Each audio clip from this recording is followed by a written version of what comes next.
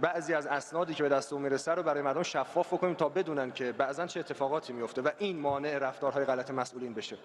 یه سندی به دستم رسیده تا در واقع تو فضا مجازی هم منتشرش میکنم. خلاصش اینه که 6 نفر از اعضای درجه 1 فامیل خانم فرزانه صادق وزیر راه از فرزند و همسر ایشون تا داماد و خواهرزاده‌اش با یه هزینه نزدیک به 1 میلیارد تومانی رفتن کیش از امکانات بیت المال در حالی استفاده کردن که این امکانات منطقاً برای اعضا و در واقع کارمندان اون وزارتخونه هستش، نه بستگان مسئولین. خانم صادق، من به شما رأی دادم چون شما رو فرد صادقی میدونستم، ولی الان اعلام میکنم اشتباه کردم به شما رأی دادم.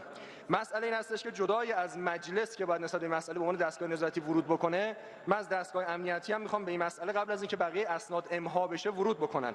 نمیشه ما برای مردم دم از مقاومت بزنیم، دم از این بزنیم که باید نهج البلاغه در این کشور اجرا بشه، اما مدل اسلام اموی رو بریم خیلی جاها برای مردممون پیاده بکنیم و بگیم که اون الگو هستش. خب معلومه اینجا مردم میگن شما دوگانه رفتار میکنید، سرمایه اجتماعی نظام هم کم میشه. 1 سال گذشت تقریبا از حضور شما در این وزارتخانه، سامانه مسکن که تعطیل، کار زیربنایی هم بیاین توضیح بدید چیکار کردید، بستگانتون هم که مشغول بریز بپاشن.